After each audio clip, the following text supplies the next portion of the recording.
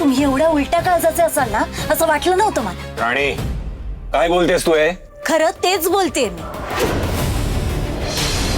हे तोंड सांभाळून बोलायचं। माझ्या लेकाला उलट्या काळजाची बोलणारी तू कोण आहेस ग? मी बोलले ना तोंड सांभाळून, पण तुम्ही ह्यांच्या वागण्याबद्दल सुद्धा जाब विचारणार आहात का त्यांना?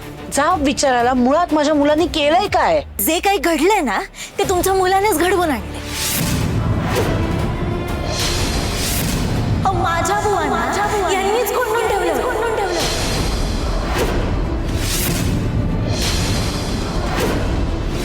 आणि आबांसमोर ह्यांचा खरा चेहरा समोर येत होता ना, म्हणून त्यांनी हे सगळं नाटक केलं। ते फक्त आपल्या सगळ्यांना दाखवत होते की ते बुवांना शोधतायत, पण खरं असं काहीच नव्हतं। उलट त्यांचं हे नाटक सगळ्यांसमोर उघड व्हायला नको म्हणून ते धडपड करत होते। पण सत्य कधी ना कधी बाहेर येतच।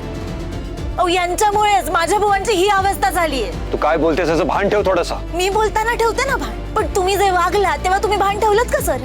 तुम्ही किती नाही म्हणालात ना, तरी सुद्धा बुवांच्या ह्या अवस्थेला फक्त तुम्ही आणि तुम्हीच जबाबदार आहात। तुम्हीच त्यांना ते औषध दिलं म्हणून ते कोमामध्ये गेले। आणि या आधी सुद्धा तुम्हाला माझ्या बुवांना संपवायचंच होतं ना, आता सुद्धा तुम्ही तेच करताय। तुम्हाला माझ्याशी नातं नको होतं म्हणून तुम्ही मला त्रास द्यायचात ना, पण तुम्ही त्यांच्या जीवावर उठलात का इंद्रजीत सर? का?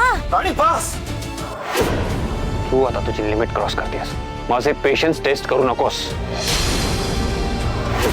तू समजतेस तसं काही नाहीये। बुवांना वाचवण्याचा मी मनापासून प्रयत्न केला होता। अजिबात नाही।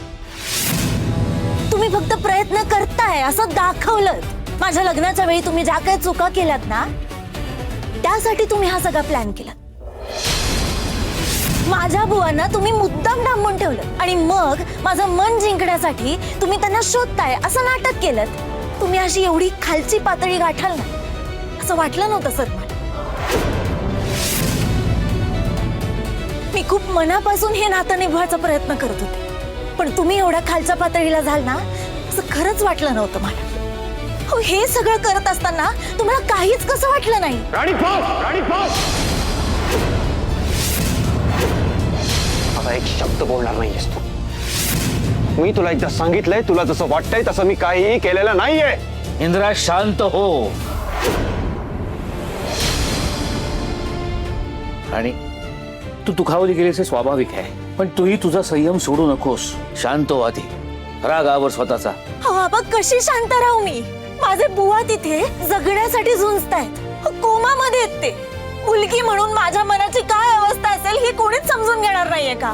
मी आहे ना, मला सांग नेमकं काय झालंय? हो बाबा, हे इंद्रजीत सर आपल्या सगळ्यांना फसवतायत। हे दाखवतायत वेगळं आणि करतायत वेगळंच। हवा असं काही नाहीये, इथं ना काहीतरी गैरसमज झालाय। हो का? मग बुवांचा काहीच ठाव ठिकाणा नसताना तुम्हाला ते गोडाऊन कसं काय सापडलं? तुम्हाला तो राजू नावाचा माणूस कसं काय माहिती? आणि मी तुम्हाला म्हणत होते की तुम्ही त्या गोडाऊनच्या आत जा, पण नाही, तुम्ही तिकडे बाहेर त्या गुंडांचे 4 हात करत बसलात। म्हणजे आतमध्ये बुवांना ते इंजेक्शन दिलं जावं आणि त्यांची ही अवस्था व्हावी। सर तुम्ही फक्त वेळ काढत होतात। तुम्हाला हवं होतं ना की बुवांना ते इंजेक्शन दिलं जावं आणि ते जावेत कोमामध्ये। तुम्ही मुद्दाम ठरवून वेळ काढली आणि जसं ते इंजेक्शन दिलं गेलं तसं तुम्ही आत गेला। तुमच्या मनात खोट होती, तुमच्यात दया माया प्रेम काहीच कसं नाहीये सर। अहो इतके कसे स्वार्थी आहात तुम्ही? तुमच्यासारखा निर्दयी घातक माणूस मी माझ्या जन्मात पाहिला नाही। मला लाज वाटते की तुमच्यासारख्या माणसाबरोबर माझं नातं जोडलं गेलंय। बस बस, खूप बोललीस। माझ्या लेकावर भलते सलते आरोप करायचे नाहीत, मी खपवून घेणार नाही। माझ्या बुवांची ही अवस्था झालीये तरी सुद्धा मी काहीच बोलायचं नाही। सगळं दुःख आम्हीच बसवायचं, सगळ्या जखमा आम्हीच झेलायच्या। हे बघा, तुम्ही मान्य करा किंवा करू नका, पण माझे बुवा फक्त इंद्रजीत सरांमुळेच कोमामध्ये। तू काय बोलतेस? तुझं तुला तरी कळतंय का? मला जर बुवांना इंजेक्शन द्यायचं असतं तर ते त्यांना मी दुसऱ्याच दिवशी नसतं का दिलं आणि फेकून दिलं असतं कुठेतरी रस्त्यावर? मग नेहमीप्रमाणे घेऊन आला असतात त्यांना तुम्ही खाली। अगं तुम्हाला कळलंही नसतं हे सगळं मी केलंय। आणि एवढं सगळं झालेलं असताना त्यांना शोधायचं नाटक का करेन मी? कारण तुम्हाला दाखवायचं होतं की तुम्ही किती चांगले आहात, मोठेपणा मिरवायचा होता ना तुम्हाला. तुमच्यासारखा स्वार्थी आणि नीच माणूस मी माझ्या अख्ख्या आयुष्यात पाहिला नाही आणि यापुढे सुद्धा बघायचा नाही मला. बस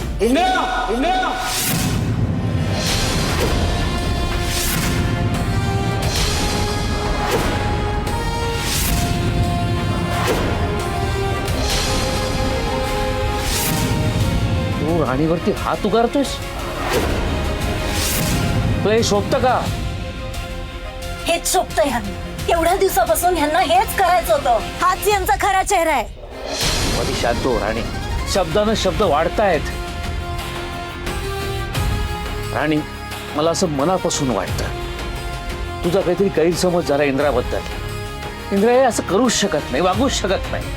इंद्रा बुवांना शोधण्यासाठी किती प्रयत्न करत होता, किती धडपड करत होता, मी पाहिलेच होता. नशीब नशीब तुम्हाला कळतंय. नाही तर ही काय माझ्या लेकावर नुसती आरोपच करत राहील, त्याच्यावर शेण फेकत राहील. हिने एखाद्याला जर का वाईट दाखवायचं ठरवलं ना तर ती त्या माणसाला सगळ्यांच्या मनातूनच उतरवते. हीच आग लावते खरं तर आपल्या घरात. हिच्यामुळे आपल्या घरात वाद होत आहेत. मी सांगते ना, या अवदसेला घराच्या बाहेर काढा, म्हणजे तुम्हाला कळेल आपल्या घरात किती सगळं छान होतं ते. नाहीतर काय, तू इंद्रा भाऊजींवर बोल लावतेस. अगं तुझ्यासाठी किती काय काय केलंय त्यांनी, त्याची जरा तरी जाण ठेव. किती स्वार्थी आहेस ग तू. तुला ना फक्त तू स्वतः, तुझे आई बाप आणि पैसा दिसतो, त्या पलीकडे तुला काहीच दिसत नाही.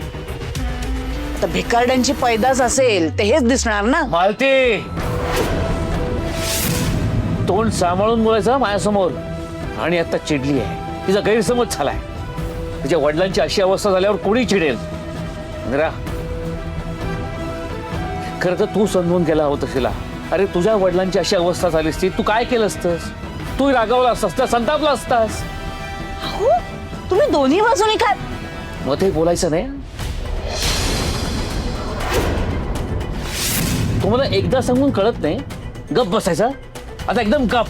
मला आता या विषयावर वाद नको आहे. आता सगळ्यांची डोकी गरम आहेत, आपण शांतपणे विचार करूया, मग मार्ग निघेल. अरे वा, मला आता यांना वेगळं करायची गरजच नाही. मला हेच तर हवं होतं.